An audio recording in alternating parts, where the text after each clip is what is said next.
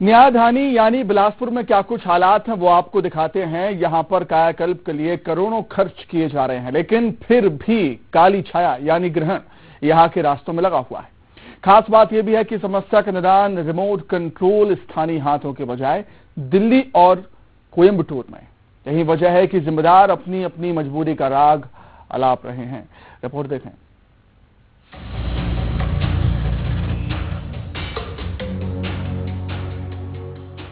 बिलासपुर में विकास के स्ट्रक्चर खड़े करने के काम किए जा रहे हैं, यानी आने वाले समय में स्मार्ट सिटी के रूप में बिलासपुर नजर आएगा। लेकिन नगर निगम और सरकार की इस योजना की पोल उस वक्त खुल जाती है जब व्यवस्थाओं में कुछ खामियां नजर आने लगे।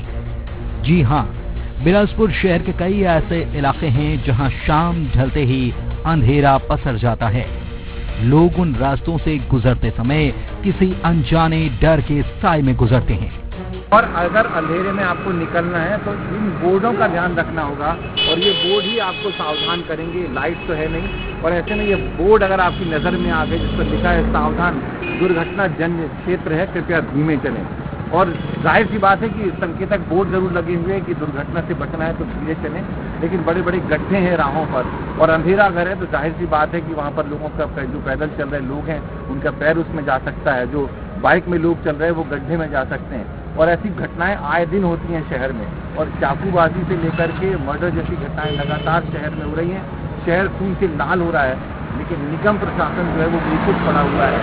शहर के बहुत सारे इलाके हैं जहां पर किसी लाइट हैं खंभे में लगी हुई हैं, लेकिन वो कब रोशन होंगी किसी को मालूम नहीं है। विकास के मूल मंत्र होते हैं सड़क, बिजली और पानी। इन तीन बातों से ही शहर के वार्ड और मोहल्ले बंधे होते हैं। लेकिन शहर के मोपका, तोरवा, बस्ती, मंगला चौक, सिरगिट्टी समेत दर्जनों ऐसे इलाके हैं जहां स्ट्रीट लाइट तो हैं लेकिन बिजली नहीं। कई इलाके तो ऐसे हैं जहां बिजली के खंभे तक गायब हैं। ऐसे में रात में चलने वालों की मुसीबत क्या होगी समझा जा सकता है। लाइट आई नहीं दिया, यहाँ कभी जला ही नहीं आता है, सामने देखिए वही हाल है। बल्कि यहाँ तो रोड अच्छा बन गया है खाने पीने वालों का। लाइट पहले एक आध बार जला है तो थोड़ा ठीक था, उसके बाद खाने पीने का अच्छा हो गया है, लोगों को आने जाने में दिक्कत है। सावधान दिखा है पर रोड एक्सीडेंट हो रहे हैं अंधेला के नाम से। हालात बिल्कुल नहीं है सही भैया। कटौती से तो अलग परेशान, और स्ट्रीट लाइट तो समझ लो भाई नहीं है हमारे मोहल्ले में। आज मंगला चौक से आप 2 किलोमीटर आगे आ जाइए, शहर का बड़े चौक में गिनती आता है, पर 200 मीटर आगे देखेंगे तो आपको अंधेला के अलावा कुछ नहीं मिलेगा। इतना ज़्यादा गुंडागर्दी, छोटे छोटे बच्चे चाकू लेके घूम रहे हैं, कहीं न कहीं अंधेरे से। उसके साथ साथ क्या है, अभी के डेट में इतना ज़्यादा असामाजिक तत्व जो बढ़ गया है, उसको शासन को ध्यान देना चाहिए कि बच्चे कहाँ पे क्या कर रहे हैं, कहाँ घूम रहे हैं। तो स्ट्रीट लाइट की वजह से ही अपराध बढ़ रहे हैं, क्या मानते हैं? अंधेला होगा भाई, लोगों को जगह चाहिए, है ना, कि कहाँ पे आपने को कांड करना है, क्या करना है।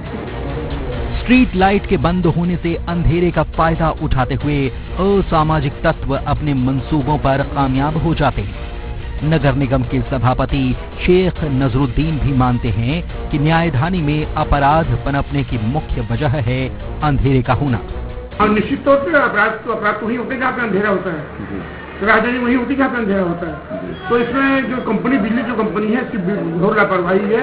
दुर्गा उत्सव जैसे इतना बड़ा त्योहार था नवरात्र का, तो बहुत सारे वार्डों में जो बिजली खंभे थे, बिजली लाइट तो लगी थी पर जल नहीं थी।